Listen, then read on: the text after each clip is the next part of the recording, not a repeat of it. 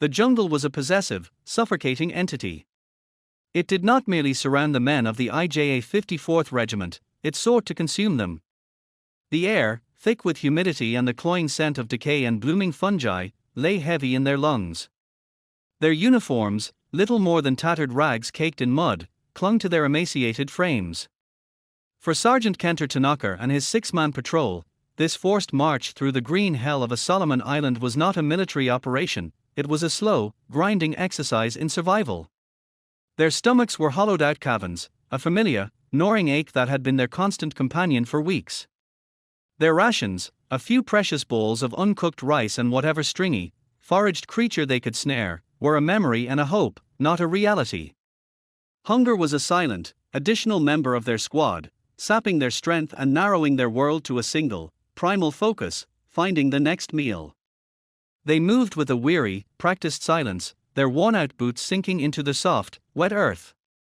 The sounds of the jungle, the incessant drone of insects, the distant, haunting calls of birds, were the only soundtrack to their misery.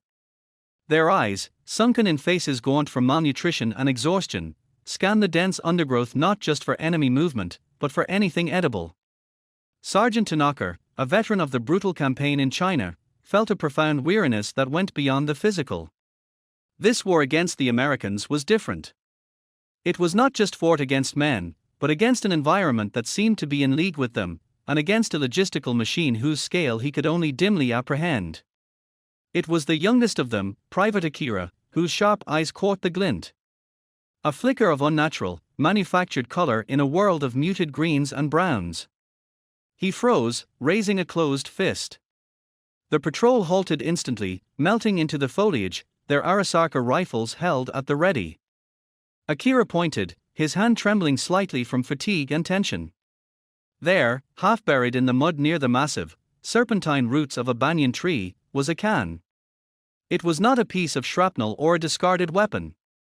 It was a container. He approached with the caution one would afford a live mine, using the tip of his bayonet to carefully pry the object from the earth's grasp. He held it up. It was sturdy, heavier than it looked, and painted in a dull, olive-drab color. The surface was marked not with the elegant, familiar brushstrokes of Japanese kanji, but with bold, blocky, and utterly alien Roman letters. "Sergeant," he whispered, his voice a dry croak. Tanaka took the can, his calloused fingers tracing the unfamiliar script. It felt solid, well-made. He shook it gently, and the contents sloshed thickly, promising substance. The other soldiers gathered around, forming a tight, silent circle of desperate men. Their eyes, wide with a mixture of caution and a hunger that transcended the merely physical, were locked on this artifact. This was not random debris, this was supplies. American supplies. A brief, more thorough search of the immediate area revealed the true extent of their find. It was not just one can. It was a small, hastily abandoned cache, likely left behind by an American patrol that had vacated in a hurry. There were several more of the olive-drab cans, and most intriguingly, a cardboard box, slightly damp at the edges but miraculously intact. The box was a splash of garish color in the monochrome green and brown world. On its side, a bold illustration depicted a robust, smiling American soldier confidently eating from a can.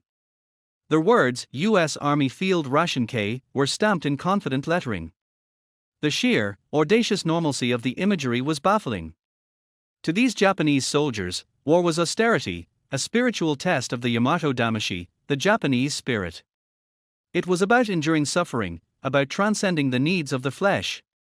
This box, with its smiling soldier, spoke of a fundamentally different philosophy.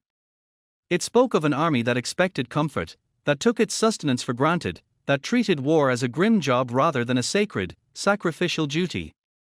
With a sense of reverence that bordered on the ceremonial, Tanaka opened the cardboard box. Inside was a treasure trove, a collection of items that seemed to belong to a different universe. Each component was individually wrapped in waxed paper or sealed in its own small, meticulously designed tin. There were hard, dense biscuits, a small, brown bar labeled chocolate, a packet of dark granules called instant coffee, several cubes of pure, white sugar, a pack of chewing gum, and even a fresh pack of cigarettes, lucky strikes. The soldiers stared, their minds struggling to process the inventory. This was a single meal. For one man. They compared it, silently, to their own reality.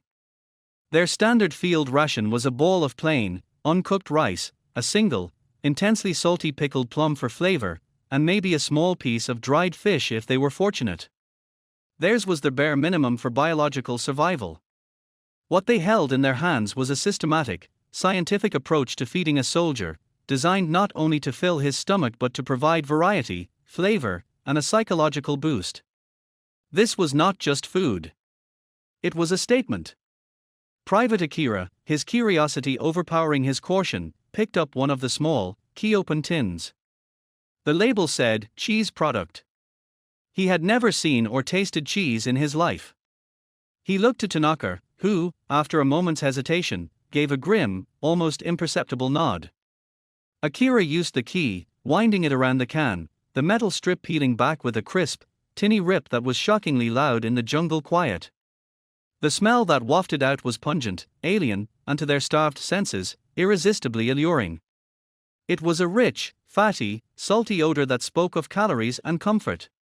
He tentatively scooped a small amount with his finger and brought it to his mouth. His eyes widened in shock, then closed in something akin to bliss. It was salty, creamy, and unbelievably rich. In that moment, the discovery transcended the physical. The jungle, the war, the hunger, it all receded into the background. They were no longer just Japanese soldiers holding enemy provisions. They were archaeologists of a future they could not comprehend, holding an artifact that contained the terrifying truth of their enemy's industrial and philosophical might. The battlefield discovery was not merely of rations, it was a glimpse into an alien world, a world of such abundance and systematic efficiency that it threatened to shatter the very foundations of their belief. They had found more than food. They had found the first piece of evidence in a case that would lead them to a devastating verdict about the war they were fighting, and the inevitable, crushing weight of the power they faced. The initial shock of discovery gave way to a methodical, almost clinical dissection of the American bounty. As Sergeant Tanaka's patrols sat in their hidden clearing, the contents of the K and C-rations laid out before them like exhibits in a tribunal, the true, staggering implication began to take shape. This was not merely a difference in the quality of provisions.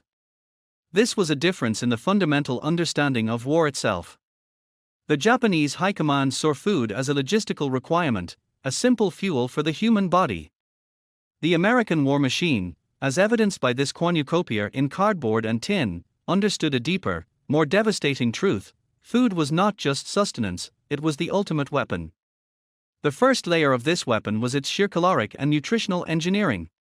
The can of meat, hash, with beans was not just food, it was a dense, compacted brick of protein, carbohydrates, and fat, precisely calculated to fuel a man carrying 80 pounds of gear through a swamp. The chocolate D-ration bar was pure, fast-acting energy, a stimulant for a weary brain and exhausted muscles. The American soldier was not just fed, he was optimized.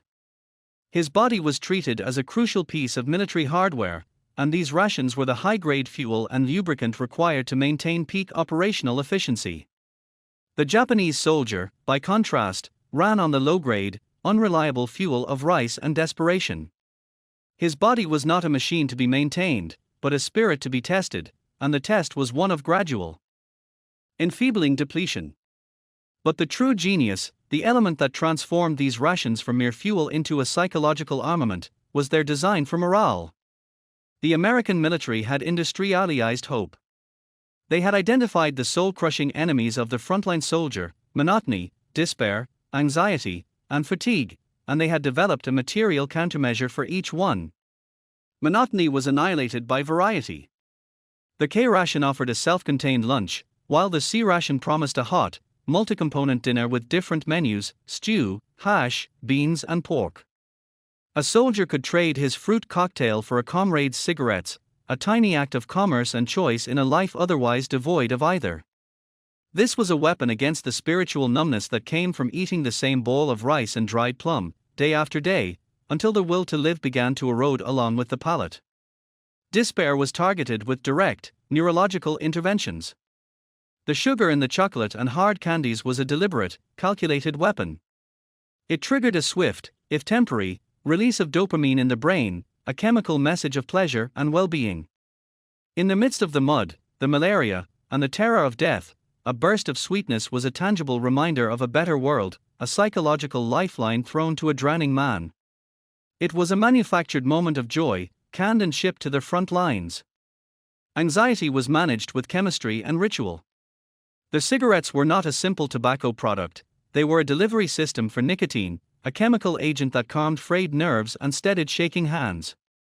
The ritual of lighting one, of focusing on the familiar act of inhalation and exhalation, was a small island of controlled normalcy in an ocean of chaos.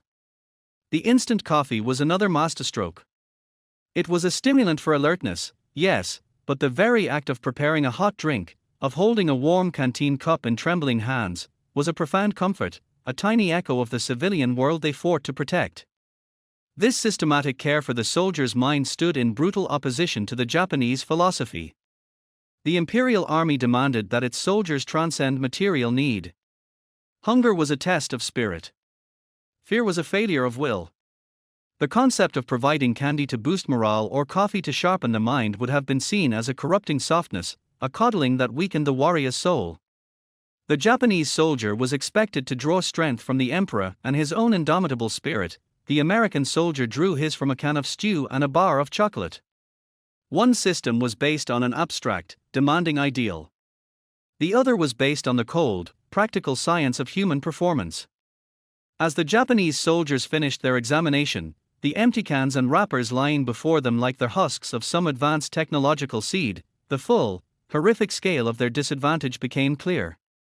They had believed the decisive weapons were the Zero fighter and the Long Lance torpedo. They were wrong. The decisive weapon was the supply line that could deliver a hot, nutritious, and morale-boosting meal to every single infantryman, every single day, on a 1,000-mile-long front. This was the stark reality they now faced. They were not just fighting a better-equipped army. They were fighting a system that understood the very nature of human endurance, a system that had weaponized well-being itself. The American soldier went into battle with his body fortified and his spirit artificially, systematically reinforced. The Japanese soldier went into battle with an empty stomach and a heart full of doctrine. In that clearing, they understood, with a certainty that felt like a physical blow, which of those two would break first. The war was not being won solely on the battlefield. It was being won in the factories that produced these rations, and it was being lost in their own starving, shrinking stomachs. Food was not a supporting element of the American war effort. It was the cornerstone of their victory.